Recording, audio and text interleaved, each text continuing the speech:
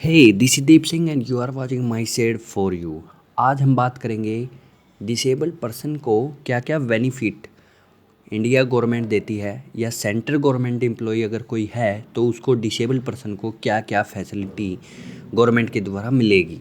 जी हाँ दोस्तों, ये वीडियो भी ऑन डिमांड है और आज की इस वीडियो में मैं बात करूँगा डिसेबल पर्सन के रिजर्वेशन कोटे के ऊपर और लीव रूल के ऊपर और अदर जो भी फैसिलिटी उनको मिलती हैं गवर्नमेंट के थ्रू, उन सभी पे आज मैं इस वीडियो में बात करूँगा। तो चलिए शुरू करते हैं आज की इस वीडियो को।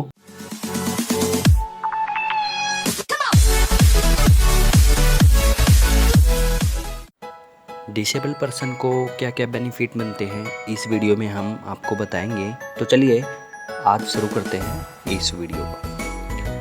कितनी रिजर्वेशन मिलेगी? सबसे पहली बात आती है कि कोई भी डिसेबल पर्सन होता है तो उसको सबसे पहले अपने डिस्ट्रिक्ट के सीएमओ ऑफिस में जाके एक सर्टिफिकेशन प्राप्त करना पड़ता है कि वो कितने परसेंट से डिसेबल है।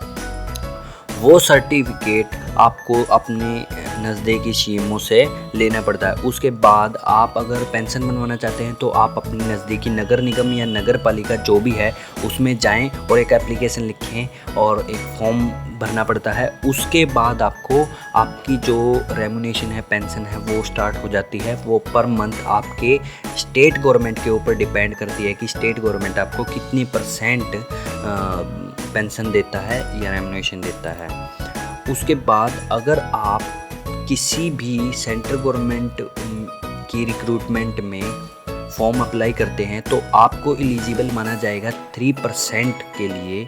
रिजर्वेशन जो कोटा है वो 3% का है। अगर किसी सेंट्रल गवर्नमेंट डिपार्टमेंट में वैकेंसी है और वैकेंसी में रिक्रूटमेंट जो उन्होंने करनी है 100 रिक्रूटमेंट करनी है तो आपको 3% रिजर्वेशन दिया जाएगा।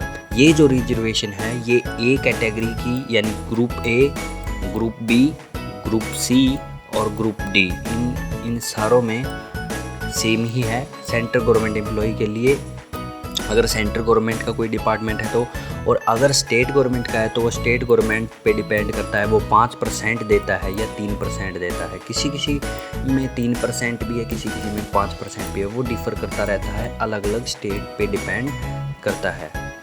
और उसके बाद मैं आपको एक बात और बताना चाहता हूँ कि जो आपको ये रिजर्वेशन मिलती है वो 40% पे अगर आप डिज़र्व करते हैं, मतलब डिज़र्व तो नहीं, 40% अगर आप डिसेबल माने जाते हैं, जो कि डिसेबिलिटी एक्ट 1995 के अंतर्गत आते हैं, कि उसमें लिखा हुआ है कि अगर कोई व्यक्ति 40% से डिसेबल है और उसको डिसेबल माना गया है तो वो 3% जो रिजर्वेशन कोटा है वो लेने के लिए एलिजिबल होगा, अगर सेंट्रल गवर्नमेंट की बात करें तो।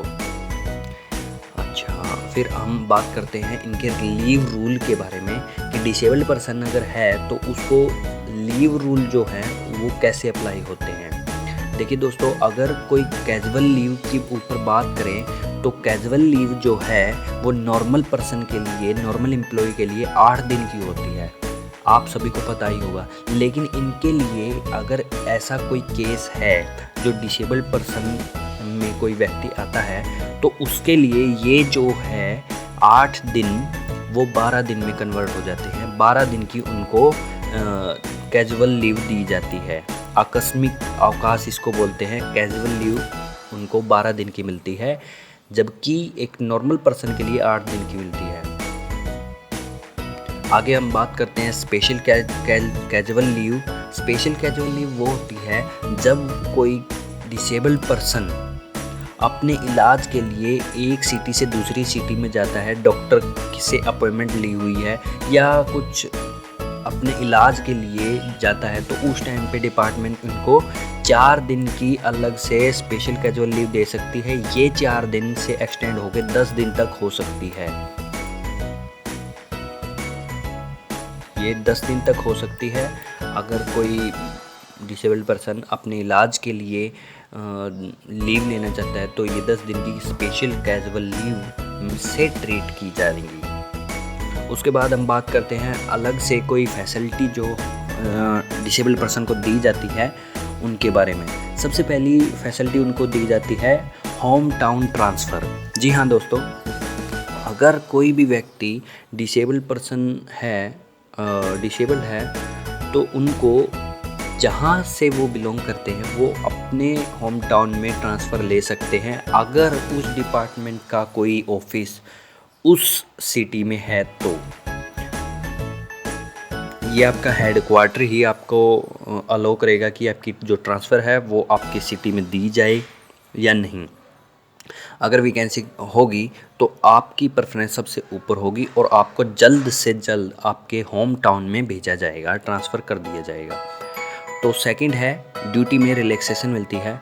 जी हाँ, ड्यूटी में भी रिलैक्सेशन मिलती है। अगर काम के हिसाब से देखा जाए तो काम में रिलैक्सेशन, अगर टाइम के हिसाब से देखा जाए तो टाइम में रिलैक्सेशन ज़रूर मिलेगी आपको। अगर कोई डिसेबल है तो उसको ड्यूटी में रिलैक्सेशन देनी आवश्यक है, ये डिसेबिलिटी एक्ट में ही लिखा गया है।